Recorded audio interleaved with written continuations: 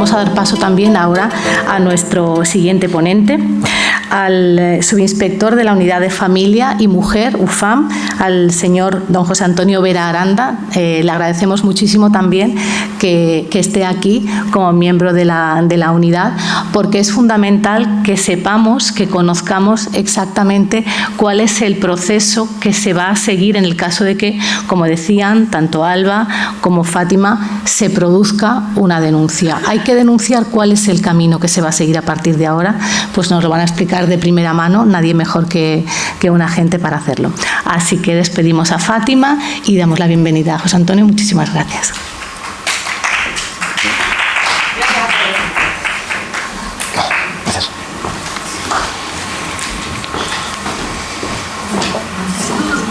No, me veo que bien, sí. Bueno, soy el subinspector Vera. Actualmente estoy destinado en la Unidad de Atención a la Familia y Mujer de la comisaría de aquí de Policía Nacional de Jerez de la Frontera. Y fundamentalmente, bueno, agradecer la invitación y el acercamiento por parte entre instituciones y sobre todo con las asociaciones que se preocupan de personas más vulnerables y que establecer unos vínculos con ellos que al fin y al cabo va en beneficio del tratamiento de la víctima, que es de lo que se trata. La charla, en principio, bueno, quiero que quede más o menos claro quiénes somos, qué es lo que hacemos, dónde nos encontramos y saber que nos tenéis a vuestra disposición las 24 horas del día durante los 365 días del año. Orgánicamente estamos dentro de la Comisaría General de Policía Judicial. La policía tiene 5 áreas de actuación, que son la seguridad ciudadana, información, policía científica, extranjería y fronteras y policía judicial, que se encarga de la investigación de todos los delitos encuadrados en distintas unidades, como son unidad de drogas, delincuencia especializada, y nosotros nos encontramos dentro de la unidad central de atención a la familia y mujer. A nivel territorial existen 173 unidades de familia, o sea, unidades de atención de familia y mujer, distribuidas en todas las comisarías donde el Cuerpo Nacional de Policía tiene competencia territorial. Hay que tener en cuenta que dentro de las fuerzas y cuerpos de seguridad del Estado está la Guardia Civil, estamos Policía Nacional, aparte existen las policías autonómicas y las policías locales. Precisamente aquí en Jerez tenemos un convenio con Policía Local, que ellos también se encargan del seguimiento de algunas de las víctimas, dependiendo del nivel de riesgo y de si tienen medidas judiciales de protección. Bien, como os decía, aquí en Jerez de la Frontera, fundamentalmente los efectivos van en base a la realidad delincuencial que hay en la ciudad y a los habitantes. Jerez de la Frontera tiene un término municipal muy amplio, sobrepasa los 200.000 habitantes y para una mejor actuación nos dividimos en 2 áreas, que es el área de investigación y el área de protección. En el área de investigación se nos relaciona casi exclusivamente con la violencia de género, pero tratamos también los delitos de violencia doméstica, delitos sexuales, tanto dentro del ámbito general, o sea, del ámbito de género, como fuera del ámbito de la violencia de género. También investigamos la desaparición de menores, tanto las forzosas como las voluntarias. Investigamos los episodios de bullying en los institutos y además aquellas actuaciones donde hay menores en situación de riesgo y desamparo. Disponemos también de una unidad de protección dentro de la UFAM, formada por 6 policías que se encargan única y casi exclusivamente del seguimiento de las víctimas. La función de protección es principalmente el seguimiento a las víctimas asignadas según el nivel de riesgo, mediante la aplicación Biogen. Luego os hablaré un poco de la aplicación Biogen, porque en televisión hablan mucho de Biogen, pero creo que nadie sabe qué es Biogen. También se dedican al traslado y acompañamientos de las víctimas, tanto a sede judicial como si tienen que ir al hospital o tienen que ir a un punto de encuentro para entrega de menores o recogida de menores, y la comunicación permanente con las víctimas. Cada policía, aquí en Jerez concretamente, tiene asignadas alrededor de las 100 víctimas, ¿vale? Un policía de protección tiene 24 horas al día un teléfono activado durante los 365 días del año, que se dedica pues a dar ese asesoramiento que muchas veces pues las víctimas no saben a quién recurrir y en cualquier momento pues llaman al policía, que es quien les va a encaminar en su actuación o donde tienen que acudir para poder recibir la asistencia y el asesoramiento que necesitan. Los datos de Policía Nacional del año 2023, y ya os puedo adelantar que van en aumento para el 2024 porque por experiencia en el campo de trabajos las denuncias de violencia de género están aumentando, las denuncias de violencia sexual están aumentando a un nivel exponencial muy alto y para el 2024 pues estos datos desgraciadamente serán peores. 3 de cada 10 detenidos de los que se realizan en zona competencial de Policía Nacional están relacionados con el ámbito de actuación de la UFAM. Es decir, 3 de cada 10 vienen bien por violencia doméstica, violencia de género, violencia sexual. De cada 100 víctimas, 10 también son de nuestro ámbito de trabajo, ¿vale? Es un número muy alto. Cuando hablo de delitos, hablo de cualquier tipo de delitos. Un delito es un hurto, un robo con fuerza, una agresión física, un delito de patrimonio. Pues cada 10 víctimas de 100 pertenecen al ámbito competencial de UFAM. Y el 15% de los homicidios también están dentro de la competencia de las unidades de familia. Como os decía, pues la violencia de género, la violencia doméstica y la violencia sexual, por desgracia, va cada año en aumento. Hay una serie de fenómenos emergentes que la verdad que son preocupantes a la hora de la actuación policial porque se están enquistando dentro de lo que son los menores. El tema del ciberacoso de género se está observando también un aumento que entre menores, a través de las redes sociales, aprovechan para ejercer un acoso continuo y ya no solo hacia la propia víctima, sino que hacen distribución de fotografías, distribución de contenido íntimo, utilizan la inteligencia artificial para crear fotografías de chicas desnudas que no se corresponden con ellas y hacen distribución entre sus conocidos y compañeros del instituto o colegio con lo que eso supone. Están aumentando también las sustracciones parentales, que muchas veces se utilizan dentro del ámbito de la violencia de género. Una sustracción parental es cuando la persona no custodia ni guarda del menor, decide llevárselo, trasladarlo a otro sitio o no reintegrárselo a la persona que sí que ejerce esa custodia. Aquí en Jerez hemos tenido varias situaciones de sustracciones parentales internacionales. Ha habido gente que se ha llevado a sus hijos a terceros países donde es muy difícil localizarlos y conseguir que los menores regresen con sus padres, con el padre o madre custodio. Pero bueno, por la serie de convenios que existen con Interpol y Europol, pues la verdad que se está consiguiendo reintegrar a estos menores. La mutilación genital femenina, la mutilación genital femenina y matrimonios forzados, entiendo que es algo importado de otras culturas, que también va en aumento aquí en España. Las víctimas invisibles, que creo que aquí sí que estamos dentro de lo que es esto. Personas mayores y personas con discapacidad, ¿vale? En muchas ocasiones estas víctimas invisibles dependen de los cuidados de su agresor. Les resulta imposible salir de ese ámbito porque el propio agresor es el que se dedica pues, a su cuidado, se dedica a sus traslados y no tienen acceso pues, a una llamada telefónica o a un servicio informático para contactar con las aplicaciones que les pueden ayudar. Los retos virales y, como os decía, el uso de la inteligencia artificial. Bueno, el protocolo de actuación de violencia de género a nivel policial se inicia con la denuncia de la víctima.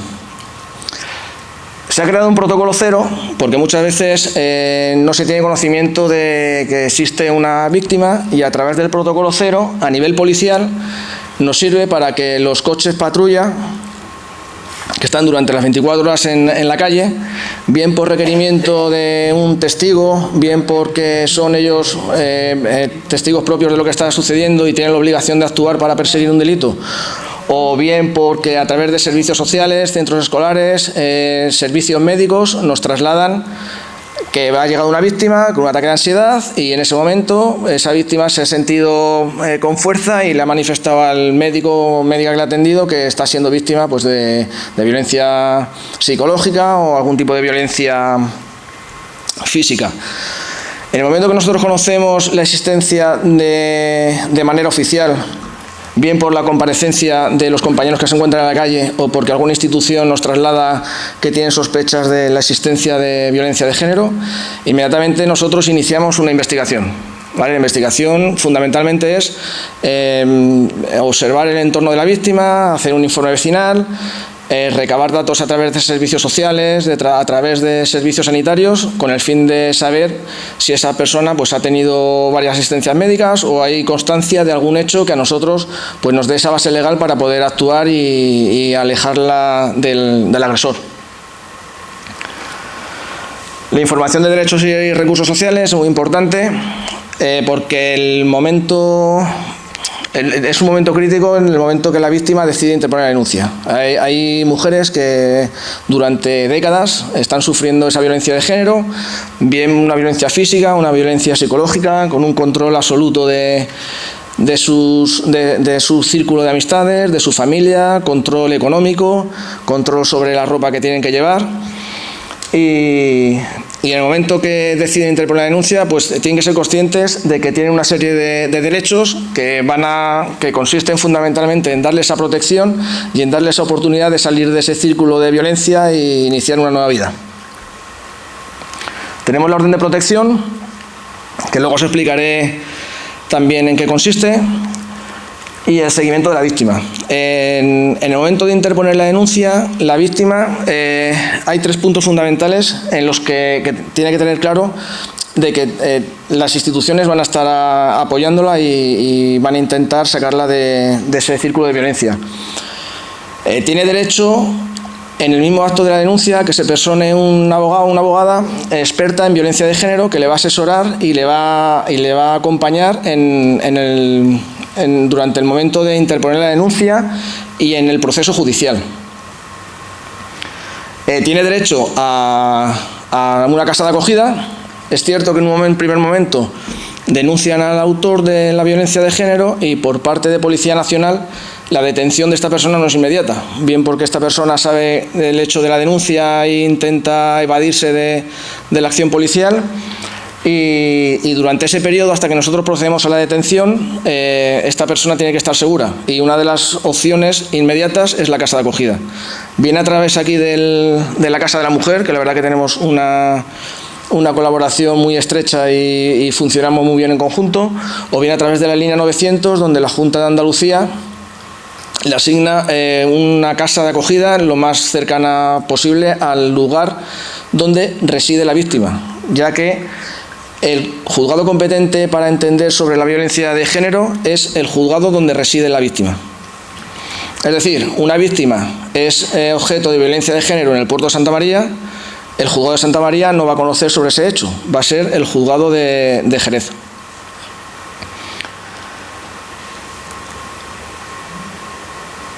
Bien, en la denuncia está claro que una víctima de violencia de género es una víctima, ¿vale? Pero hay que asegurarnos de que damos un trato personalizado dependiendo de la situación. Y hay ciertos aspectos que van a marcar ese trato que vamos a tener de cara a cara con ella, porque es un momento muy, muy duro. Entonces tenemos que tener en cuenta el tipo de violencia sufrida y la gravedad. Hay víctimas que vienen con una lesión de un episodio único de violencia de género, donde le ha llegado a partir la mandíbula, le ha partido un brazo y es un acto de violencia muy grave. O es víctima de una violencia sexual continuada, o es víctima de que ha sido encerrada en su domicilio, lleva varios días sin salir y bueno, pues hay que tener en cuenta el tipo de violencia sufrida y la gravedad. La cronicidad en la situación. Hemos recibido denuncias de mujeres de más de 60 años donde llevan toda su vida con esa misma persona, dependiendo económicamente de él, y esa misma persona es la que le ha estado maltratando durante toda su vida. Hay momentos en los que se llega a normalizar esa violencia. El hecho de que este agresor haya ejercido durante toda su relación un control férreo sobre su economía, pues hay víctimas que llegan a normalizarlo y entienden la víctima que es normal porque este hombre es el que trabaja, es el que obtiene el dinero y que es normal que le controle el dinero. Bueno, pues eso no es normal, es un acto de violencia económica que hay que denunciarlo y se cronifica y es muy complicado que la víctima pues exteriorice todo lo que está pasando. El deterioro de su salud, la mayoría de las víctimas vienen con ansiedad, vienen con depresión, con una somatización de todo esto en su físico, pues una pérdida excesiva de peso, a nivel dermatológico, se somatiza de una manera muy extrema que también hay que tenerlo en cuenta. Hay que tener en cuenta los recursos personales y económicos que esa víctima posee. Recursos personales, pues la perseverancia que esa persona tiene, la valentía que tiene, la capacidad para expresar lo que está pasando. Y los recursos económicos, pues bueno, hay gente que está totalmente en situación de calle, que no tienen recurso económico alguno y que hay que apoyar a estas víctimas a nivel de servicios sociales para darle esa protección. Y luego, sobre todo, los factores de especial vulnerabilidad con personas con discapacidad o necesidad de especial protección. ¿Vale? Respecto a esto, gracias a una reunión que tuvimos aquí en UFAM con la asociación, se han solicitado los medios técnicos suficientes para poder darle ese trato a la víctima a través de la aplicación S-Visual, donde vamos a disponer de una sala para garantizar que la víctima posea esa intimidad que necesita y esa seguridad para que pueda interponer la denuncia. Bien, los derechos a víctimas de violencia de género. Uno de los principales derechos es el derecho de la información, el saber a qué se enfrenta y cuáles son los recursos que va a tener durante todo el procedimiento. Si por favor me acceden al enlace.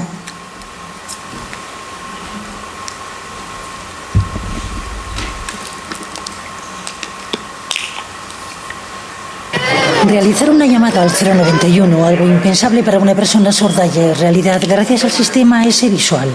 Algo que las personas sordas llevamos reivindicando mucho tiempo, y es que los teléfonos de atención pública a la ciudadanía, los teléfonos tan importantes como el 091, sean a partir de hoy accesibles para todas las personas sordas. En los móviles, tabletas y ordenadores, las personas sordas contarán con un botón que les pondrá en contacto con el 091. Aquí, gracias a una videollamada que atenderá un intérprete de lengua de signos, podrán comunicar lo que les inquiete para que la policía actúe.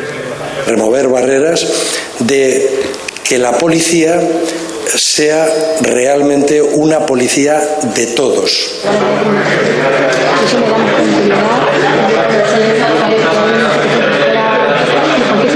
S-Visual es una plataforma que ya se utiliza, por ejemplo, para la expedición del DNI en 19 comisarías de policía. El paso que se da a partir de ahora facilitará un poco más la vida a las personas sordas.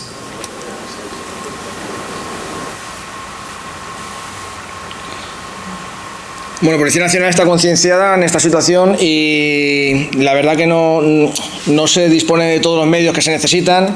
Es cierto que no es lo mismo una intervención con una persona sorda en hora de oficina que una víctima en la calle, víctima de una agresión sexual, donde no hay forma apenas de podernos comunicar con ella y bueno, a duras penas lo conseguimos y sí que os puedo asegurar que a la víctima se le da el trato y la protección que necesita. Con la barrera de comunicación que el policía muchas veces pues también se ve indefenso ante esa situación. Lo que les comentaba antes, el derecho a asistencia jurídica gratuita, tanto en el procedimiento de la denuncia como en el proceso penal.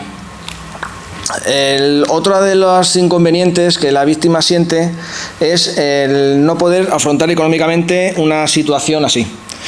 Decirles que independientemente de que la denuncia se archive en el juzgado porque no hay indicios a vista del juez para condenar o tomar medidas, o porque la víctima en algunas ocasiones decide no declarar allí y se archiva el procedimiento, no va a tener un coste económico para ella, ¿vale? Es una asistencia totalmente gratuita. Tiene derecho a la ayuda social a través de los servicios sociales e informarle de información, información obtenida sobre las ayudas, atención psicológica, apoyo social y acompañamiento. El derecho a la atención sanitaria durante todo el procedimiento del trámite de la denuncia de violencia de género. El derecho al trabajo. Una víctima de violencia de género tiene una serie de derechos dentro de su puesto de trabajo, pues que le va a permitir conciliar esta situación con su trabajo y no llegar a perderlo. Derecho a recibir ayudas sociales, un acceso a la vivienda y residencia para mayores y el derecho a la reparación por los daños. La orden de protección. Esto es importantísimo, ¿vale? Durante la denuncia se le va a preguntar a la víctima si quiere solicitar una orden de protección. Esta orden de protección va destinada a ella y a los hijos menores que tenga a su cargo o cualquier familiar que resida con ella. La orden de protección es una resolución judicial urgente ante una necesidad inmediata de darle protección a la víctima, donde se van a tomar una serie de medidas de distintos ámbitos judiciales y se van a adoptar únicamente por el juez, bien de instrucción si es un fin de semana, porque el juzgado de violencia sobre la mujer está de lunes a viernes, o bien por el propio juzgado de violencia sobre la mujer. Las medidas que se van a adoptar son medidas penales, medidas civiles y medidas de asistencia y protección social. Las medidas penales van desde la privación de libertad del denunciado con ingreso en prisión, la orden de alejamiento a favor de la víctima, tanto a ella como a su domicilio, como a los lugares que ella frecuenta. Es decir, si una persona sorda va a acudir a como decía antes la anterior ponente, va a acudir a una charla y tiene una orden de alejamiento a su favor, ella no se va a marchar nunca de ahí. Tienen que dar aviso inmediatamente al 091, llegará un coche patrulla, comprobará la vigencia de esa orden de alejamiento y esa persona se marchará detenida a comisaría y puesta a disposición judicial. Otra de las medidas también penales que se adoptan es la prohibición de comunicación directamente con la víctima y a través de terceros. O sea, el infractor no puede utilizar a un tercero para comunicarse con la víctima. Y en las medidas civiles, otro de los miedos de la víctima es el perder su domicilio, el no saber dónde va a ir, el qué va a hacer con sus hijos, si el agresor va a tener un régimen de visitas hacia ellos. Entonces, lo que se va a estimar es el uso de la vivienda, que generalmente se le va a atribuir a la víctima de violencia de género. Se va a establecer un régimen de visitas en caso de que la jueza lo vea conveniente. Se va a establecer una pensión alimenticia a favor de los menores. Y luego tenemos las medidas de asistencia y protección social que ya dependen pues, de cada comunidad autónoma, tiene distintas ayudas y distintos organismos que le van a proporcionar estas medidas. ¿Quién puede solicitar la orden de alejamiento? Este también es otro punto importante. La orden de alejamiento la puede solicitar la víctima, la puede solicitar su cónyuge o excónyuge. Esto a lo mejor choca un poco porque dice, bueno, ¿cómo la va a solicitar el cónyuge? Una víctima de violencia de género en ese momento puede tener una nueva pareja y esa pareja está capacitada para solicitar una orden de alejamiento hacia la víctima, en contra del infractor. Puede solicitarla el juez de oficio, puede solicitarla el Ministerio Fiscal y pueden solicitarla y están obligados a comunicarla a aquellas entidades sociales públicas o privadas que tengan conocimiento de la existencia de un episodio de violencia de género. Están obligadas a comunicarlo inmediatamente a la autoridad judicial para que por parte bien del juez o de fiscalía se tomen las medidas oportunas para proteger a la víctima. Pueden solicitarse la orden de alejamiento en el juzgado, en fiscalía. Se puede solicitar en el momento de interponer la denuncia, que es una de las cosas que se le va a preguntar a la víctima. Y aquí sí que tenemos la obligación de transmitir esta orden de protección en un plazo menos de 72 horas a la autoridad judicial para que se adopten las medidas que estén oportunas. Se puede solicitar también en las oficinas de atención a la víctima y se puede solicitar en las oficinas de asesoramiento jurídico de los colegios de abogados, ¿vale? Ellos también están capacitados para tramitar la orden de protección y ponerla a disposición del juzgado. El trámite, como os decía al principio, la orden de protección tiene el fin de establecer unas medidas de protección inmediata. Entonces, en el plazo de 72 horas, desde que la víctima solicita la orden de protección, tiene que darse traslado a la autoridad judicial y la autoridad judicial en estas 72 horas tiene que tomar las medidas que considere oportunas. En el trámite, las medidas civiles que se establecen tienen una duración de 30 días. Es decir, el juez estima conveniente que la víctima haga uso del domicilio y se establece un régimen de visitas a favor de ella, a favor del infractor respecto con los menores. Tiene 30 días de vigencia y en esos 30 días, en el caso de que se interponga un procedimiento en el juzgado de familia, se prorroga otros 30 días más para que se ratifiquen, y bien por el juzgado de familia o bien por el juzgado de violencia sobre la mujer. Y las medidas que se han tomado se inscribirán dentro del Registro Central para la Protección de las Víctimas de Violencia Doméstica. Este es el instrumento que a nosotros nos sirve para comprobar, cuando viene a denunciar una víctima una orden de alejamiento, si realmente está vigente, la duración y qué características tiene esa orden de protección. Bueno, Biogen. En los medios de comunicación hablan mucho de Biogen, pero yo creo que casi nadie sabe qué es lo que es. Biogen es un sistema donde quedan registradas todas las víctimas de violencia de género a nivel nacional, independientemente de cuántos autores hayan denunciado. Hay víctimas que han llegado a tener hasta 5 autores denunciados como víctima de violencia de género. Es un sistema que sirve a los policías de protección para hacer el seguimiento efectivo de la situación de la víctima. Cuando la víctima interpone denuncia, en ese mismo momento se hace una valoración de riesgo a través de la aplicación Biogen, que por el algoritmo que han creado, en base a unas preguntas sobre la situación que está viviendo la víctima, se va a establecer un nivel de riesgo inmediato hacia ella, ¿vale? Son 5 niveles de riesgo: está no apreciado, medio, alto y extremo. Perdón, no apreciado, bajo, medio, alto y extremo. Dependiendo de ese nivel de riesgo, se van a tomar unas medidas de protección hacia la víctima y se le va a hacer entrega de un plan personalizado de autoprotección. Es muy importante la protección que la policía realiza a la víctima, pero también es muy importante que la víctima sea consciente del riesgo que sufre y de las medidas que tiene que tomar ella misma como para protegerse. Ya que, ya les digo, las medidas policiales pues constan en hacer un seguimiento efectivo, realizar entrevistas con la víctima, conocer si el autor pues sigue molestándola, si se ha producido algún otro episodio nuevo y registrarlo a través de esta aplicación. Cada vez que la víctima cambia de domicilio, de localidad, se le asigna un nuevo policía y ese policía tiene acceso directo a todas las actuaciones anteriores que ha habido. Ahora mismo estamos viviendo el cambio a Biogen 2, una actualización que se ha producido esta semana y que la verdad que es bastante más intuitiva y da opción de obtener más datos sobre la situación que está viviendo esta persona. Se pueden agregar vehículos, lugares que frecuenta y es una herramienta muy, muy útil. Bien, a través del CENSE se ha hecho distribución a la Comisaría General de Policía Judicial, a la Unidad de Familia Central, de un tríptico donde se nos explica las circunstancias para la atención a las mujeres sordas víctimas de violencia de género. Esta es la página, es visual, donde anteriormente salía la conexión con el 091 y a través de esta misma página nosotros en breve vamos a poder disponer de un intérprete para darle esa asistencia y ese trato que la víctima requiere en este momento. Bien, nosotros tenemos una guía de actuación policial y violencia de género que puede obtenerse a través de la página de la Comisaría General de Policía Judicial, pues donde explica pues eso, la actuación policial que se lleva a cabo con todas las víctimas. Creo que en la primera ponencia Alba había estado hablando sobre esto.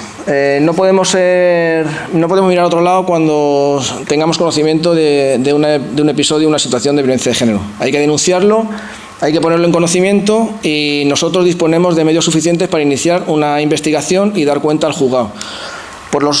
por lo que a nosotros nos corresponde, tenemos que dar esa protección inmediata a la víctima y que esa víctima se sienta segura, independientemente del resultado en el proceso judicial, si finalmente esa persona es condenada, no es condenada, o si la víctima decide no seguir con el procedimiento.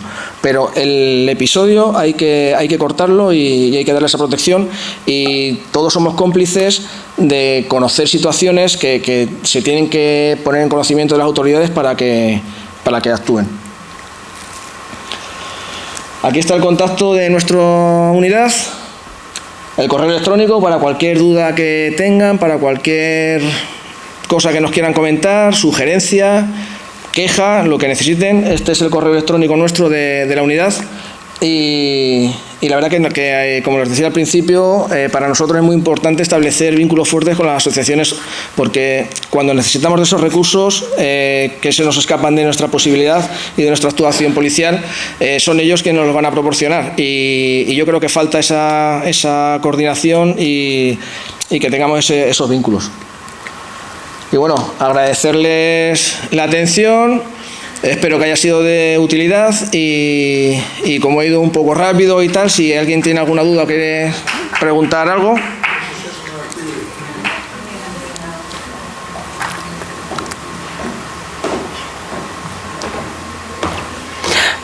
Sí. Yo tengo una pregunta. ¿Cómo lo hago? Porque ¿qué hago? ¿Me pongo de pie? ¿Me subo al escenario? Es que está un poco lejos, no sé cómo hacerlo.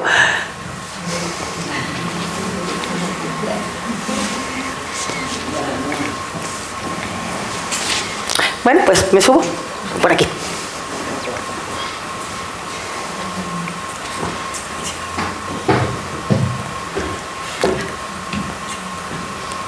Hola, buenos días. Bueno, buenas tardes ya. ¿Me veis bien? ¿Sí? ¿Me veis las manos? Vale. El tema era... Ay, perdón que estaba loca intérprete, perdón que no sabía quién mirar.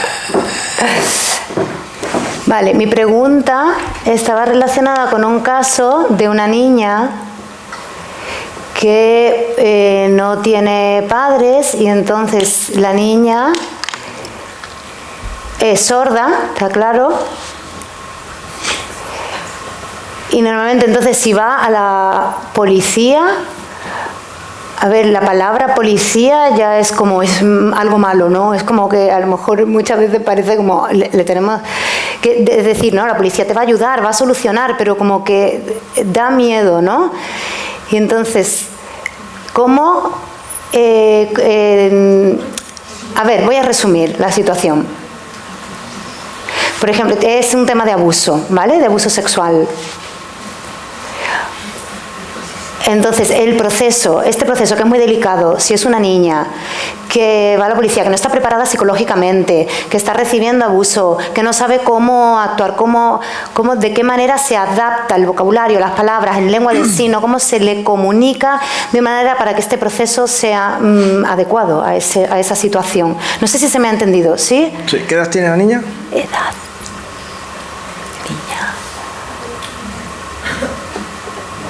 Pero...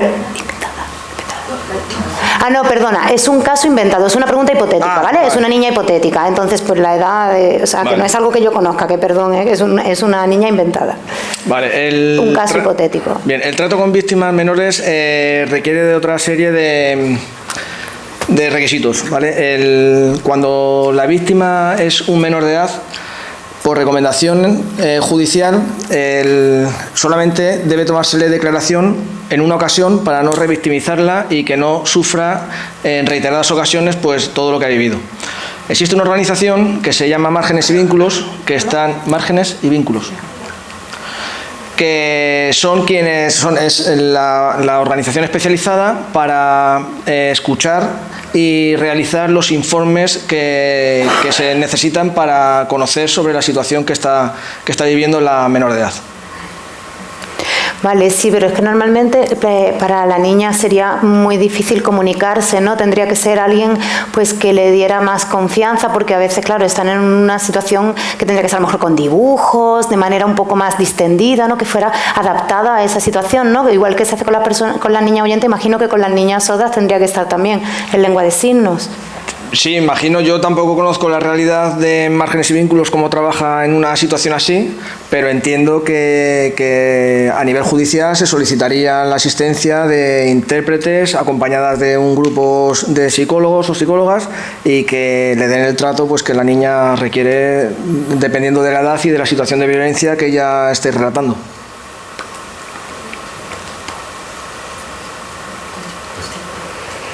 Claro, es que es diferente también el tema de si es intérprete o es mediadora. La neutralidad también, la forma de apoyar, depende del papel. No es simplemente una intérprete que va y traduce, ¿no? Interpreta así de manera neutral y fría, sino que es un caso muy específico donde la comunicación debe ser adaptada, debe estar con dibujos, debe estar de una manera con una sensibilización diferente, que no es simplemente una simple traducción, ¿no? Por eso a lo que me refería también. Es diferente el papel de una mediación y que de una interpretación. Sí, es que ya desconozco el método de trabajo de Márgenes y Vínculos. En una situación así, a nivel policial, se nos ha escapado un poco de las manos porque es algo ya más social.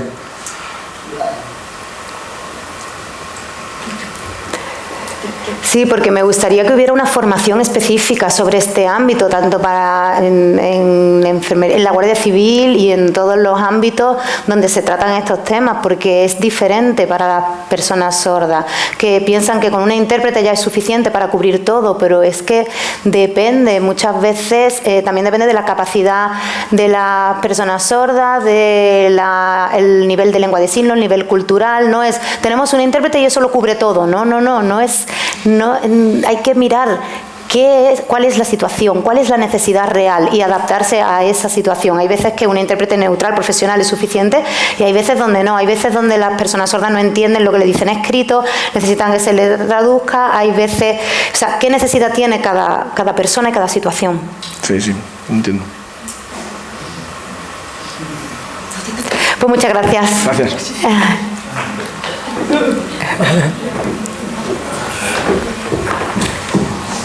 Yo quería pedir que si alguien más tiene alguna pregunta para el subinspector, porque él no se va a poder quedar a la mesa redonda, el resto de preguntas sí las podremos hacer a continuación, pero si alguien específicamente tiene alguna pregunta para él, este es el momento, ¿vale?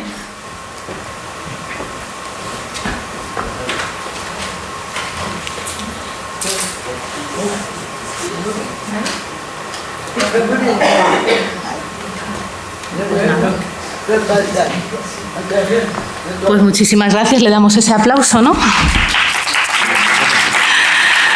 Bueno, pues le damos las gracias, le despedimos. La verdad que yo creo que nos ha aclarado también mucho el panorama. Yo creo que están resultando unas ponencias muy esclarecedoras esta mañana. Y vamos a dar paso ahora, muchísimas gracias José Antonio, a la mesa redonda que va a estar, muchas gracias, moderada por Ana Ruiz Romero. Ana, vente por aquí, que es la secretaria del Centro de Recursos de la Comunidad Sorda de Jerez, y en la que también van a participar nuestras anteriores ponentes, Alba y Fátima. Así que les pedimos a las tres que por favor vengan para acá. Vamos a colocar alguna silla más para darles paso y nada, las escuchamos.